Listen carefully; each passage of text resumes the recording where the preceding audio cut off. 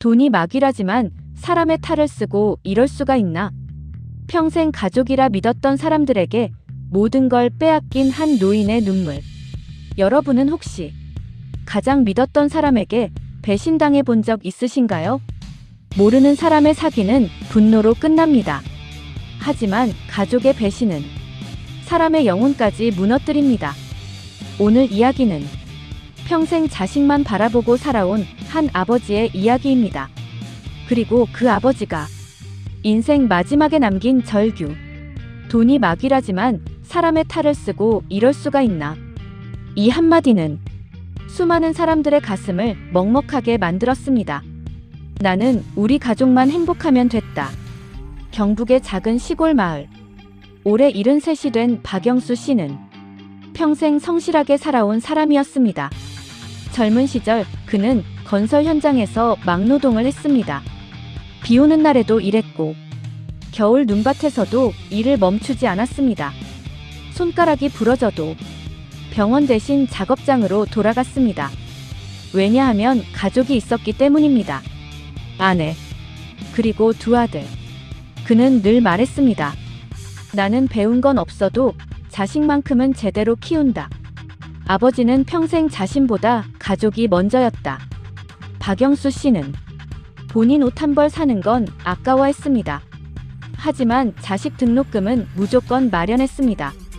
큰아들이 유학 간다고 했을 때는 평생 살던 논까지 팔았습니다. 둘째가 사업한다 했을 때는 퇴직금 전부를 건넸습니다. 주변 사람들은 말렸습니다. 영수야, 너 노후는 어쩌려고 그러냐? 하지만 그는 웃었습니다. 내 새끼들 잘 되면 됐지. 그때까지만 해도 그는 자신의 선택을 단 한 번도 후회하지 않았습니다. 자식들은 성공했다. 시간이 흘러 두 아들은 모두 서울에서 자리 잡았습니다.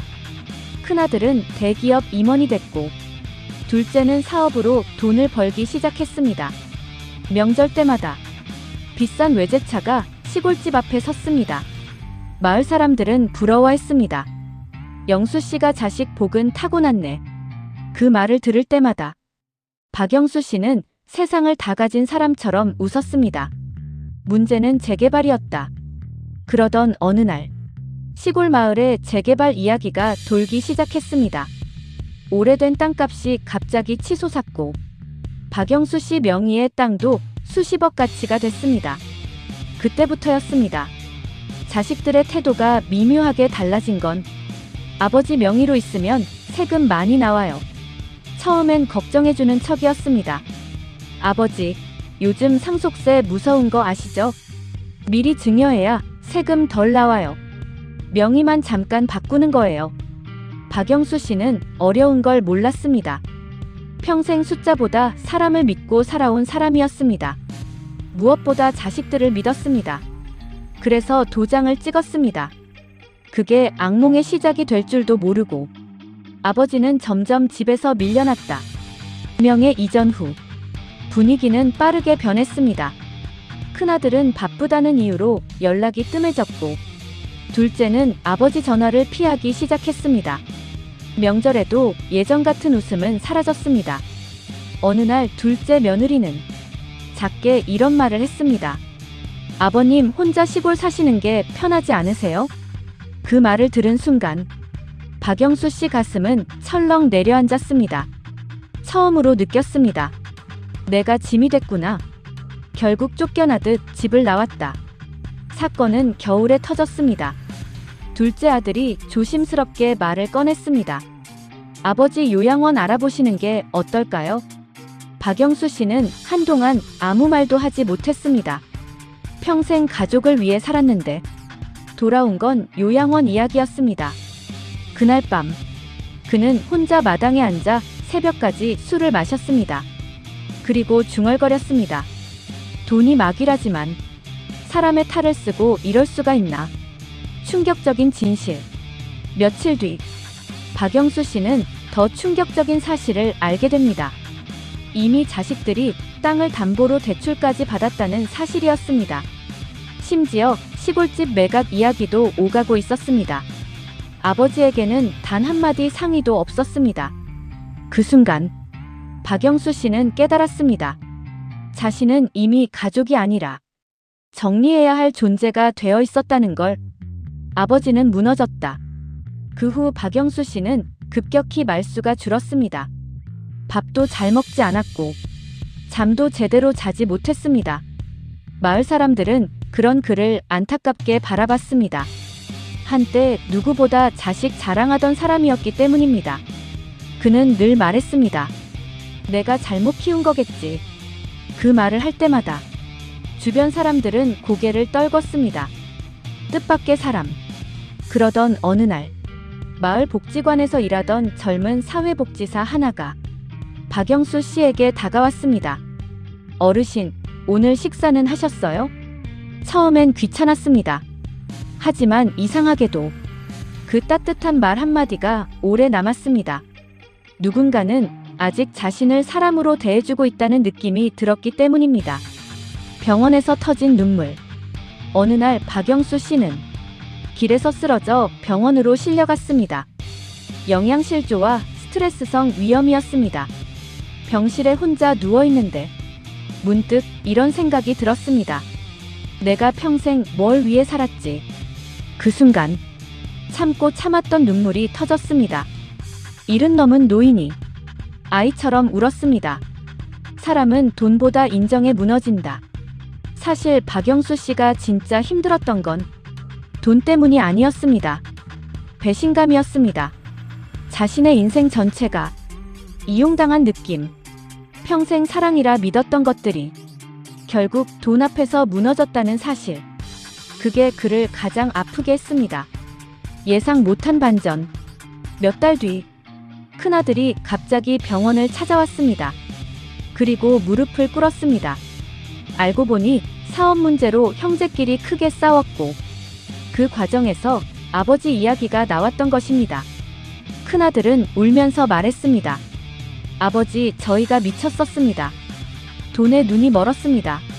하지만 박영수 씨는 쉽게 대답하지 못했습니다. 이미 상처가 너무 깊었기 때문입니다. 가장 무서운 건 가난이 아니다.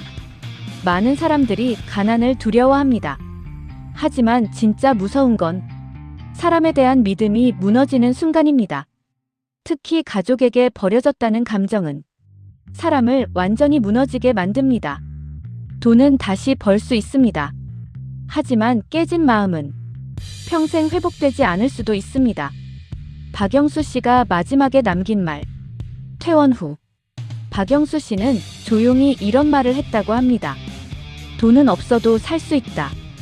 근데 사람한테 정 떨어지면 그땐 진짜 사는 게 지옥이다. 그 말을 들은 많은 사람들이 한동안 아무 말도 하지 못했습니다. 아버지는 결국 빈손으로 고향집을 떠났다. 퇴원 후 집으로 돌아온 박영수 씨는 한동안 마당에 서서 집을 바라봤습니다. 기와가 낡은 오래된 집. 장판은 헤어졌고 벽에는 금이가 있었습니다. 하지만 그 집 안에는 그의 청춘이 있었습니다. 아이들 웃음소리, 아내와 싸우던 기억, 비 오는 날 가족끼리 둘러앉아 먹던 칼국수. 모든 세월이 그 집 안에 남아 있었습니다. 하지만 이제 그 집은 더 이상 그의 집이 아니었습니다. 이미 자식들 명의로 넘어간 상태였고 곧 매각 이야기가 진행되고 있었습니다. 박영수 씨는 마루에 앉아 오래도록 담배만 피웠습니다. 그리고 아주 작은 목소리로 말했습니다. 결국 나는 갈 데가 없구나. 사람보다 돈이 먼저가 된 가족. 며칠 뒤 두 아들은 집 문제로 또 크게 다퉜습니다. 형은 말했습니다. 지금 팔아야 돈이 된다. 동생은 소리쳤습니다. 조금만 더 기다리면 감 떠오른다니까. 그런데 이상하게도 그 대화 속에는 단 한 번도 아버지 이야기가 나오지 않았습니다. 박영수 씨는 방문 너머로 그 대화를 모두 듣고 있었습니다. 그리고 그 순간 깨달았습니다. 자신이 평생 지키려 했던 가족이 이미 오래전 돈 앞에서 무너졌다는 사실을 말입니다. 아버지는 몰래 유서를 썼다. 그날 밤 박영수 씨는 혼자 방에 들어가 낡은 공책 하나를 꺼냈습니다. 그리고 떨리는 손으로 글을 쓰기 시작했습니다. 내가 죽거든 장래 크게 하지 마라. 나는 자식들 원망 안 한다. 다 내 복이 여기까지였던 거다. 글씨는 자꾸 흔들렸습니다. 눈물이 종이 위로 떨어졌기 때문입니다. 예상치 못한 전화 한 통. 다음 날 아침 한 통의 전화가 걸려왔습니다. 오래전 연락이 끊겼던 막내딸이었습니다. 사실 박영수 씨에게는 두 아들 외에 딸 하나가 더 있었습니다. 하지만 딸은 결혼 문제로 집안과 멀어졌고 오랫동안 왕래가 없었습니다. 딸은 떨리는 목소리로 말했습니다. 아버지, 많이 힘드시다면서요. 그 말을 듣는 순간 박영수 씨는 참았던 눈물이 터졌습니다. 왜냐하면 그동안 아무도 자신에게 힘드시죠? 라고 물어봐 준 적이 없었기 때문입니다. 딸은 아버지를 끌어안고 울었다. 며칠 뒤 딸은 시골집으로 내려왔습니다. 아버지를 본 순간 딸은 말을 잃었습니다. 불과 몇 년 사이 아버지는 너무 늙어 있었습니다. 등은 굽어 있었고 얼굴은 반쪽이 되어 있었습니다. 딸은 그대로 아버지를 끌어안고 울었습니다. 아버지, 왜 이렇게 됐어요? 왜 아무 말도 안 했어요? 박영수 씨는 애써 웃으며 말했습니다. 괜찮다. 하지만 그 목소리는 이미 많이 무너져 있었습니다. 딸이 알게 된 충격적인 진실. 딸은 이후 형제들과 이야기를 나누다 더 충격적인 사실을 알게 됩니다. 이미 아버지 명의 재산 대부분이 대출 담보로 잡혀 있었고 일부는 투자 실패로 날아간 상태였던 것입니다. 즉, 자식들은 아버지 노후보다 돈을 먼저 생각했던 겁니다. 그 순간 딸은 분노했습니다. 아버지가 평생 어떻게 사셨는데 당신들이 사람이야. 집안은 순식간에 아수라장이 됐습니다. 결국 무너진 건 돈이 아니라 가족이었다. 사람들은 흔히 말합니다. 돈 앞에서는 형제도 없다. 하지만 박영수 씨는 달랐습니다. 그는 끝까지 가족을 믿고 싶었습니다. 그래서 더 아팠습니다. 평생 피땀 흘려 지킨 가족이 결국 돈 때문에 서로를 찢어버리는 모습을 보는 건 지옥보다 더 괴로운 일이었습니다. 딸은 아버지를 자신의 집으로 모셨다. 결국 딸은 결심했습니다. 아버지, 저랑 가요. 처음엔 박영수 씨가 거절했습니다. 너까지 힘들어진다. 하지만 딸은 울면서 말했습니다. 어릴 때 아버지가 나 키워줬잖아요. 이제는 제가 아버지 지킬게요. 그 말을 듣는 순간 박영수 씨는 끝내 참았던 눈물을 터뜨렸습니다. 처음으로 느껴본 따뜻한 밥 한 끼. 딸 집으로 간 첫날 식탁에는 따뜻한 된장찌개가 올라왔습니다. 딸은 조심스럽게 밥을 퍼주며 말했습니다. 아버지, 많이 드세요. 그 순간 박영수 씨는 숟가락을 들지 못했습니다. 눈물이 먼저 떨어졌기 때문입니다. 누군가 자신을 위해 따뜻한 밥을 차려준 게 너무 오랜만이었습니다. 아버지가 마지막으로 남긴 후에 어느 날 밤 박영수 씨는 딸에게 조용히 말했습니다. 나는 평생 돈 벌면 행복해질 줄 알았다. 근데 아니더라. 사람 마음 잃으면 다 끝나는 거더라. 그리고 한참 침묵하다가 아주 작은 목소리로 말했습니다. 내가 자식들을 잘못 가르친 걸까? 딸은 아무 말도 못한 채 아버지 손만 꼭 잡았습니다.